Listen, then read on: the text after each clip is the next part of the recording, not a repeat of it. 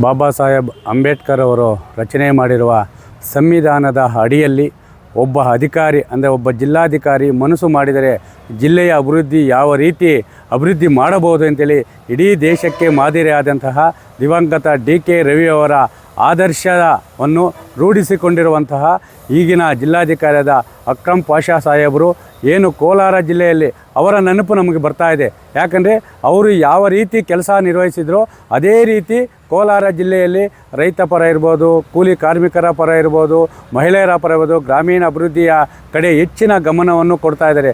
ಪ್ರತಿನಿತ್ಯ ಒಂದಲ್ಲ ಒಂದು ಕಾಮಗಾರಿ ವೀಕ್ಷಣೆ ಮಾಡೋದು, ಒಬ್ಬ ತಾಲೂಕು ಕಚೇರಿ ಇರ್ಬೋದು, ನಾಡ ಕಚೇರಿ ಇರ್ಬೋದು, ಯಾವುದೇ ಜಿಲ್ಲೆ ಯಾವುದೇ ಇಲಾಖೆಗಳಿಗೆ ಭೇಟಿ ನೀಡಿ ಅಲ್ಲಿನ ಅಧಿಕಾರಿಗಳ ಕಾರ್ಯವೈಖರಿ ಮತ್ತು ಅಲ್ಲಿಗೆ ಬಂದಿರುವಂತಹ ಜನಸಾಮಾನ್ಯರ ಕಷ್ಟ ಸುಖಗಳನ್ನು ನಿಂತಲ್ಲೇ ನಿಂತು ಅವರ ಸಮಸ್ಯೆಗಳನ್ನು ಆಲಿಸಿ ಬಗೆಹರಿಸುವಂಥ ನಿಟ್ಟಿನಲ್ಲಿ ಇವತ್ತು ಕೆಲಸ ಮಾಡುತ್ತಿರುವಂತಹ ಅಕ್ರಮ್ ಪಾಷಾ ಸಾಹೇಬರನ್ನು 1 ವರ್ಷಗಳ ಕಾಲ ಕೋಲಾರ ಜಿಲ್ಲೆಯಲ್ಲಿ ಮುಂದುವರಿಸಬೇಕು.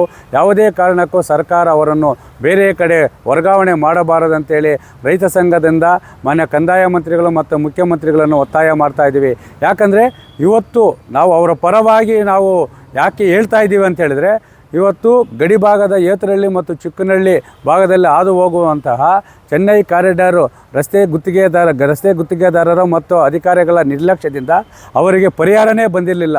ಸತತವಾಗಿ ಹೋರಾಟ ಮಾಡಿ ನಂತರ ಮಾನ್ಯ ಜಿಲ್ಲಾಧಿಕಾರಿಗಳನ್ನು ಭೇಟಿ ಮಾಡಿ ಸರ್ ಗಡಿ ಭಾಗದಲ್ಲಿ ಅವರಿಗೆ ಭೂ ಪರಿಹಾರನೂ ಕಡಿಮೆ ಕೊಟ್ಟಿದ್ದಾರೆ, ಅದರಂತೆ ಇವತ್ತು ಮರಗಿಡಗಳ ಪಿ ನಂಬರ್ ಇರೋದ್ರಿಂದ ದುರಸ್ತಿ ಮಾಡೋಕ್ಕಾಗ್ತಲ್ಲ, ಮರಗಿಡಗಳ ಪರಿಹಾರ ಕೊಡಲ್ಲ ಅಂತ ಹೇಳಿದಾಗ ಕೂಡಲೇ ಸಂಬಂಧಪಟ್ಟ ಮುಳುಬಾಗಿಲು ತಹಸೀಲ್ದಾರವರಿಗೆ ಕರೆ ಮಾಡಿ ನೋಡಿರಿ ಅದೇನು ಮಾಡ್ತಿರೋ ಗೊತ್ತಿಲ್ಲ, ಆ ರೈತರಿಗೆ ಅನುಕೂಲ ಆಗದೆ ವರದಿಯನ್ನು ಸಲ್ಲಿಸಿ ಅಂತೇಳಿ ವರದಿ ತರಿಸಿಕೊಂಡು ಆನಂತರ ವಿಶೇಷ ಭೂಸ್ವಾಧೀನ ಅಧಿಕಾರಿಗಳಿಗೆ ಮಾನ್ಯ ಜಿಲ್ಲಾಧಿಕಾರಿಗಳು ಆದೇಶ ನೀಡಿ ಮೊದಲ ಕಂತಿನಲ್ಲಿ 6.5 ಕೋಟಿ, 2ನೇ ಕಂತಿನಲ್ಲಿ 84 ಲಕ್ಷ ಮತ್ತು 3ನೇ ಕಂತಿನಲ್ಲಿ 54 ಲಕ್ಷ ಬಿಡುಗಡೆ ಮಾಡಿದ್ದಾರೆ.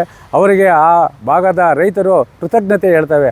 ಅದರಂತೆ ಇವತ್ತು ಪೋಡಿ ಅದಾಲತ್ ಇರ್ಬೋದು, ಕಂದಾಯ ಅದಾಲತ್ ಇರ್ಬೋದು, ಇಡೀ ಒಂದು ಕಂದಾಯ ಅಧಿಕಾರಿಗಳ ಸಿಬ್ಬಂದಿ ಕೊರತೆಯ ನಡುವೆಯೂ ಸಹ ರಾಜ್ಯದಲ್ಲಿಯೇ ಕೋಲಾರ ಜಿಲ್ಲೆಯನ್ನು ಪ್ರಥಮ ಸ್ಥಾನಕ್ಕೆ ಕೊಂಡೊಯ್ಯುವ ಒಂದು ಹೆಗ್ಗಳಿಕೆಯಲ್ಲಿ ಒಂದು ಪರಿಶ್ರಮದನ್ನೇ ಮಾನ್ಯ ಜಿಲ್ಲಾಧಿಕಾರಿಗಳ ಅಕ್ರಮ್ ಪಾಷಾ ಸಾಹೇಬರಿಗೆ ಸೇರಬೇಕಾಗ್ತದೆ. ಅದರಂತೆ ಅವರ ಪರಿಶ್ರಮಕ್ಕೆ ತಕ್ಕಂತೆ ಕೋಲಾರ ಜಿಲ್ಲೆಯಲ್ಲಿ ಸಿಬ್ಬಂದಿ ಕೊರತೆ ಇದೆ, ಅವರ ಮೇಲೆ ಯಾವುದೇ ಶಿಸ್ತು ಕ್ರಮ ಇರ್ಬೋದು, ಯಾವುದೇ ರೀತಿಯ ಆರೋಪ ಪ್ರತ್ಯಾರೋಪ ಬರಂತೂ ಅವರನ್ನು ಒಂದೇ ಕುಟುಂಬದ ನಮ್ಮ ಜಿಲ್ಲಾಡಳಿತ ಕುಟುಂಬ ನಮ್ಮ ಕುಟುಂಬ ಅಂತೇಳಿ ಪರಿಗಣಿಸಿ ಅವರಿಂದ ಕೆಲಸ ಕಾರ್ಯಗಳನ್ನು ಮಾಡಿಸಿಕೊಂಡು ಇವತ್ತು ರಾಜ್ಯದಲ್ಲಿಯೇ ಕೋಲಾರ ಜಿಲ್ಲೆಯನ್ನು ಪ್ರಥಮ ಸ್ಥಾನಕ್ಕೆ ಕೊಂಡೊಯ್ದಿರುವಂತಹ ಅಕ್ರಮ್ ಪಾಷಾ ಸಾಹೇಬರನ್ನು ಯಾವುದೇ ಕಾರಣಕ್ಕೂ 1 ವರ್ಷಗಳ ಕಾಲ ಕೋಲಾರ ಜಿಲ್ಲೆಯಿಂದ ವರ್ಗಾವಣೆ ಮಾಡಬಾರದು.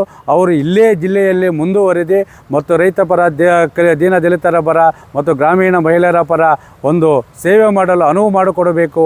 ಒಂದು ವೇಳೆ ಸರ್ಕಾರ ಏನಾದರೂ ಅವರ ಯಾರೋ ಬೇರೆ ರಾಜಕಾರಣಿಗಳ ಒತ್ತಡಕ್ಕೆ ಮಣಿದು ಅವರನ್ನೇನಾದರೂ ವರ್ಗಾವಣೆ ಮಾಡಿದ್ದೇ ಆದರೆ ಖಂಡಿತವಾಗ್ಲೂ ಹೇಳ್ತೇನೆ, ರೈತ ಸಂಘದಿಂದ ರಾಷ್ಟ್ರೀಯ ಹೆದ್ದಾರಿಯನ್ನು ಜಾನುವಾರುಗಳ ಸಮೇತ ಜಿಲ್ಲಾಧಿಕಾರಿಗಳನ್ನು ಉಳಿಸಿಕೊಳ್ಳುವ ಹೋರಾಟ ಮಾಡುವ ಎಚ್ಚರಿಕೆಯನ್ನು ಸರ್ಕಾರಕ್ಕೆ ನೀಡ್ತಾ ಇದ್ದೀವಿ.